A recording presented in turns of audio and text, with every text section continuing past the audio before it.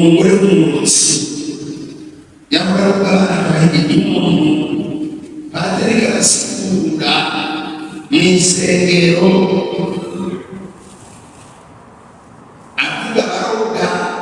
avuga n'icyaha kandi atambutse wewe mu isengero ry'abantu isengero ry'umusubiye agacaboga umuntu akaroga sindoga yajeye abantu bose bashaka kuri makunzi iyo rero ikitse hano nabwo inda saba abakobwa gusa n'abahungu babafasha kuzikorora nabo nyine baba bari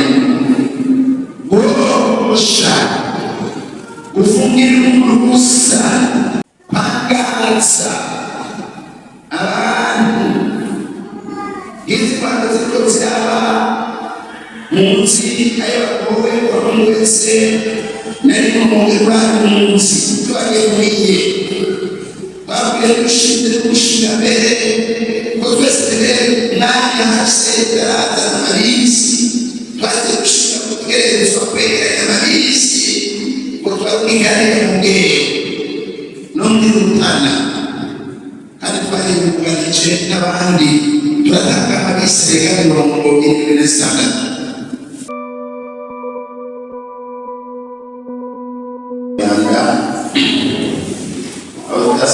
basho gusangira inguka y'ibisa ejo naho byambere canke byakabiri noheli nziza neza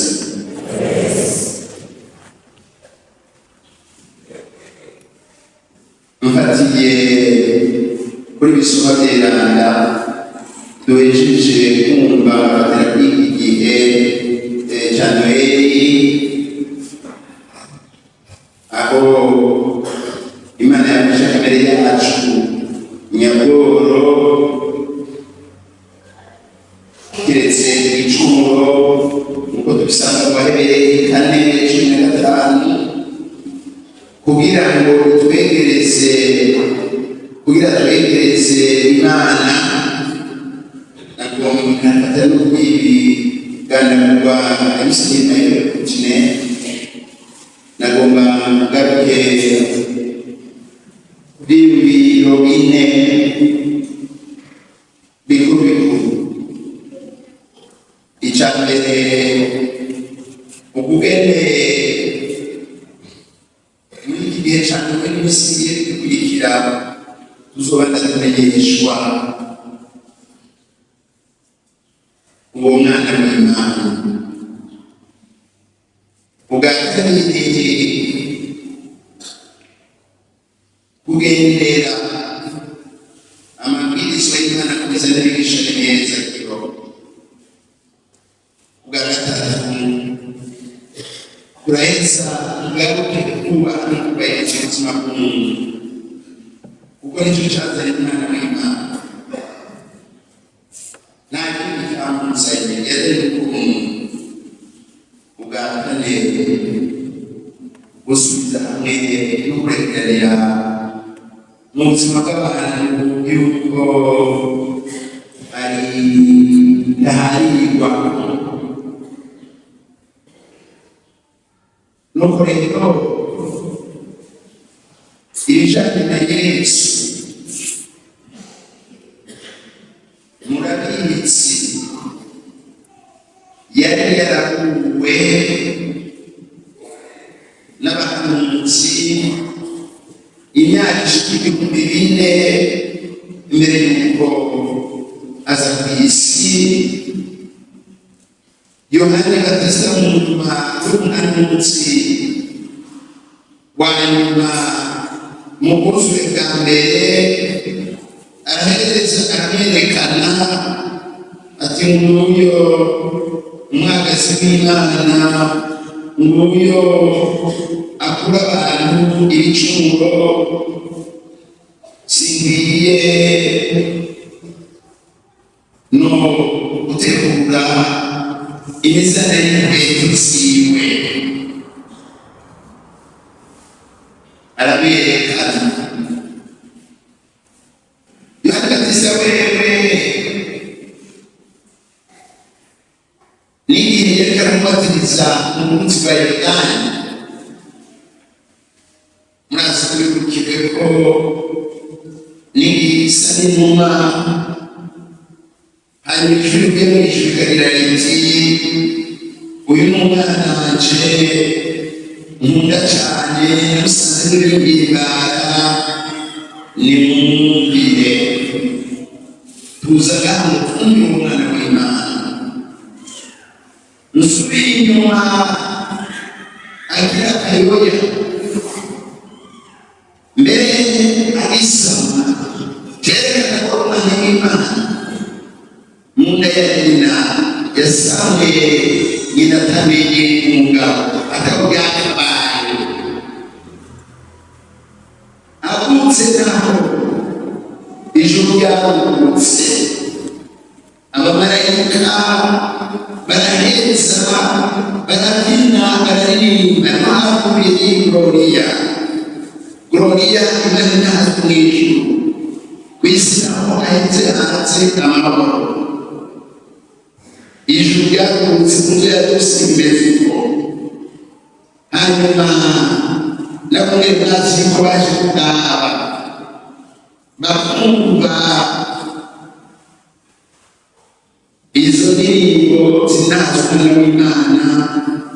Hanyuma mwazi yuko n'abamajusi baje bagakurikira inyenyeri ikabaja imbere, bagaheza bagashika aho yarari, bagakoma bakamusenga, bakongera bagatanga amashikanwa, bagasubira inyuma. Ibyo byose ni ibigaragaza ko ari umwana w'Imana. Ubu naho muri iyi nkuru nziza duhejeje kumva, mwumvise uyu muntu w'Imana Simeho ariko araherezagira Imana, yerekana ko icyo umwana ari, ko ari umuco uri gukoreshereza amakungu, ukigaragaza ati ni ingome y'imfire, icyo nari naririye na jewe ndakironse. Nahereze ati noneho umuhanyi nk'uko wabibutse, rekesha umusazi wawe mu mahoro, nk'amaso yaje yihweje ubukiri wateguye intara zose, wa muco uboneshereza intara zose n'intamaswa y'ikibare cya Isirayeli. Arongera akagira uyu mwana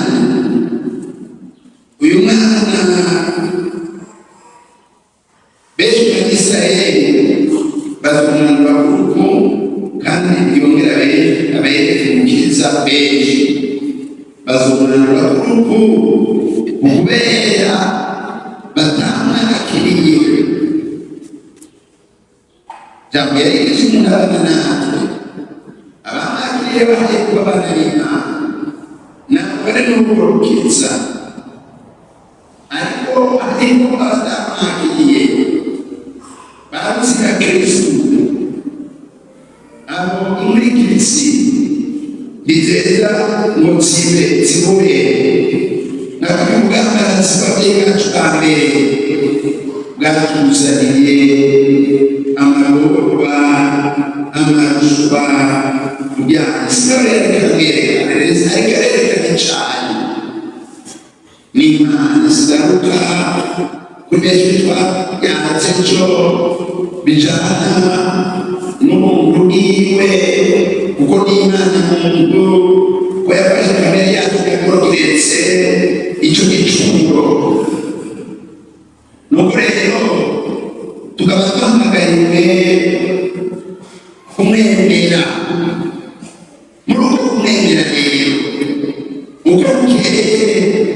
bwije muri uko kumwemera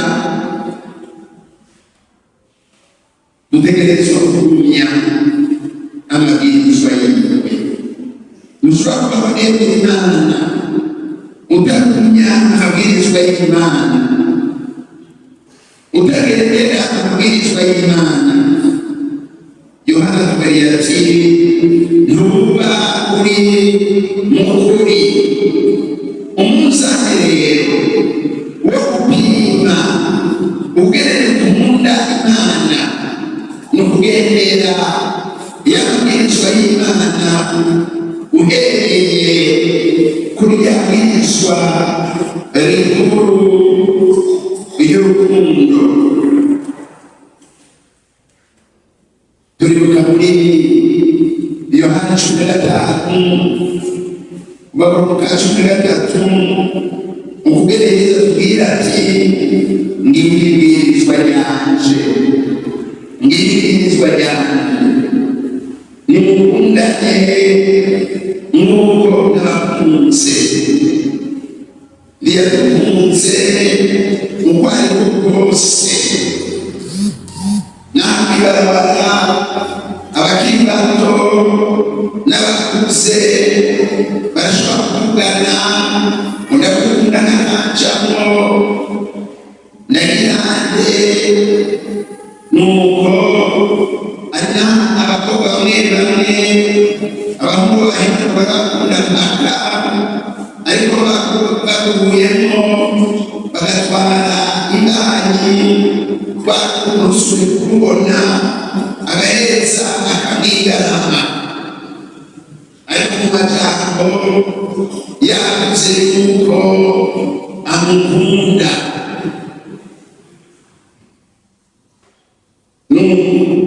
Kuri we ni rwa rukundo rwitanga, ni rwa rukundo rwiheba, ni rwa rukundo rwibagira, yerekanye ku musaraba akemera ubwambere yafashe kamere y'abantu nyakoro, ni ikimenyetso cy'urukundo. Ubwa kabiri yitanga ku musaraba, arapfa ahatsindira shitani, ahatsindira ikibi, ahatsindira igicumuro, ahatsindira urupfu. Yerera abacumurira bose yuko bazohereza bakabona ubuzima budahera. Nawe rero agira umuntu ari mu muco ategerezwa kugendera urukundo nk'uko urukundo yarutweretse wenyine. Ukunda rero niba aguma mu muco urondera neza mwene wabo, niwe aguma mu muco, ariko ufise ubwanwa muri we agana mwene wabo. Bifatiye kuri byinshi mu migenderanire y'abantu, mu kubaho kw'abantu, uwo aba ari umwijima. Indimatima rero, indimatima yuwe n'indimatima ya Eklezia Katolika mu bisanzwe n'ayandi ma Eklezia yemera Kristu. Indimatima ihagaze ku rukundo, kuko icyo cyazanye uwo mwana w'Imana. Ntiyagombye Imana kubayo, ntibagombye kagashusho gaheza ngo gatose kare kose. Yaragombye kubasubiza itoto, agateka umuntu gahetse gafate inzira. Tegera neza yuko umwana w'Imana yazanywe, umwana w'Imana yazanywe n'umuntu, yazanywe n'umuntu. Kiliziya Gatolika n'ayandi mashengero aharikuwa n'umuntu, aharikuwa n'umuntu. Leta iharikuwa n'abantu. Aya mashamba akomeye ku isi aharikuwa n'abantu. Abantu bazi imbere y'amashirahamwe, abantu bazi imbere y'amasengero, abantu bazi imbere y'ibisiriki, abantu baza imbere y'ibi byose bikorwa bikomeye ku isi, za ONU, za FAO, za ANDE, kuko bishingwa kubera abantu. Ari cyo gituma umuntu ategerezwa kubaha, akubahirizwa, mugatega kiwe uko bwije bwinshi. Mu Bukristu bwacu dutegerezwa kurondera kubaha umuntu kuba gisana mu nda ya nyina.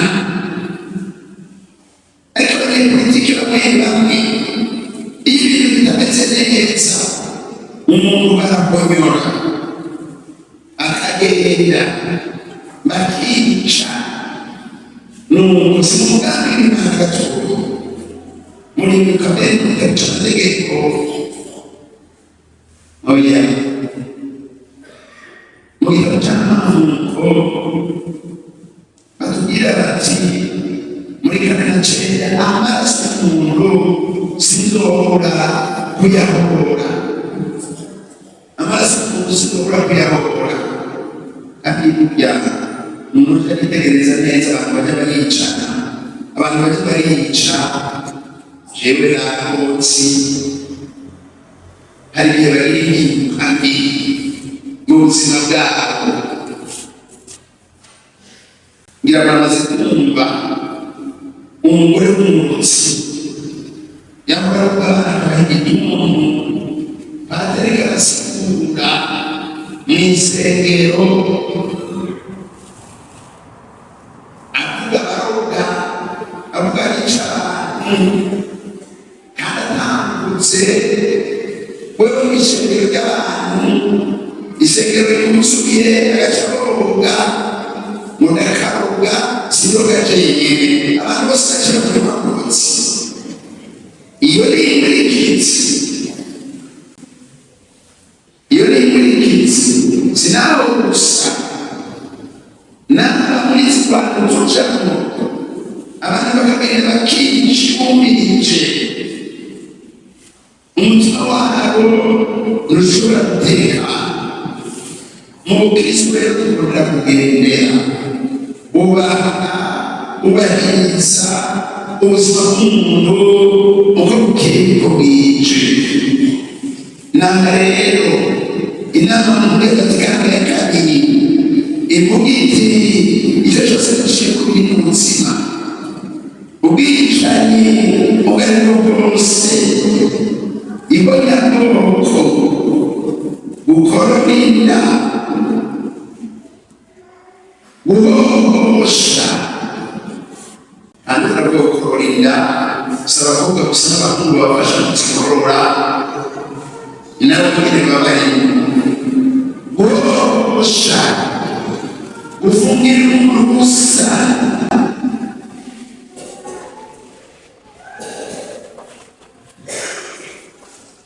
kudandaza imibiri y'abagore n'abana, kwangaza abantu. Izi Rwanda ziriko ziraba munsi ay'abagowe wa buri wese nari mumugirwa munsi twagendeye babwiye dushinzire gushinga mbere ko twese tugere mwanya hase tarazana amabisi, twaze gushinga ko tugeragezwa kwegeranya amabisi ngo twabwigarire mu bwenge no muri Rutana, kandi twari buganije n'abandi turatanga abisirayeli 76 kandi niyo nyine yakozwe muri yo n'ijana na 40 n'amakamyo atwara n'ubunikaza no kuvuga ko babitera kandi kenshi bariye politiki ababitera baba bariko baradusekaza kagateka kazina narega kugatikanarekagiri icigiti abakora bene ivyo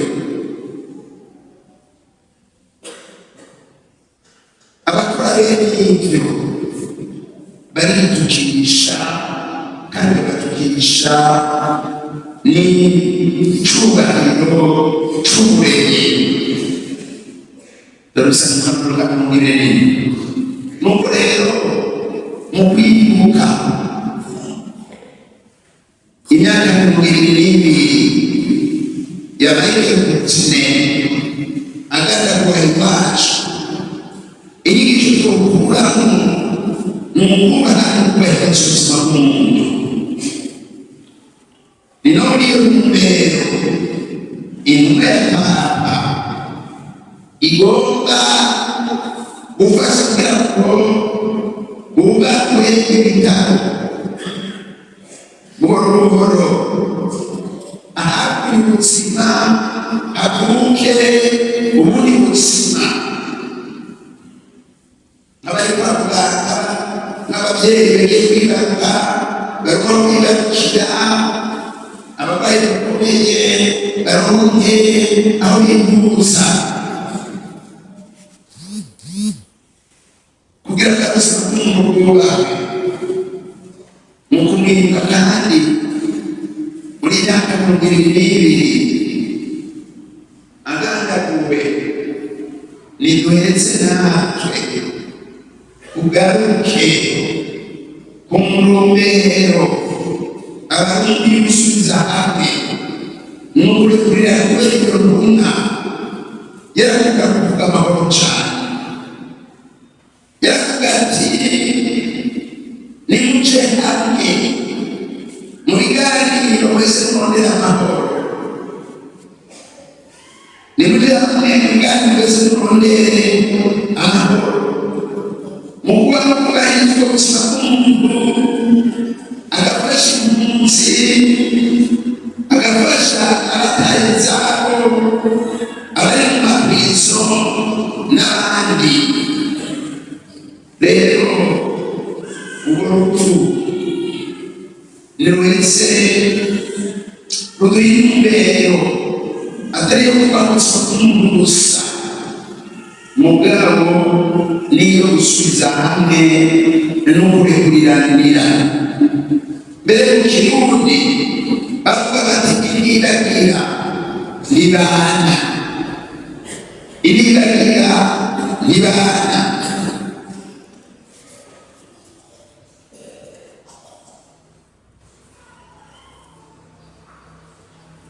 murazi kuko dusengesata kurondera ukuri kudushaka kwekuriranira naho tuba twashikirwa kuko bagiye kutigurwa kugakorana rimwe na rimwe naho tuba twashikirwa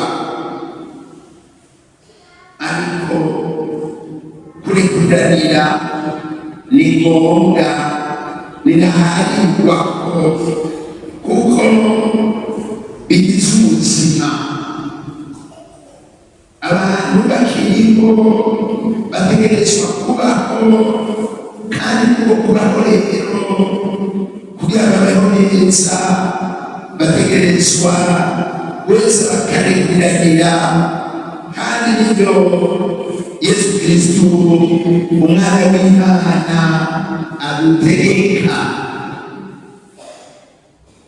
nibadusaba subiza hamwe mugifatisha akayira ko dufatisha akayira kw'isi turondere gusubiza hamwe turondere kugendera mu mvukano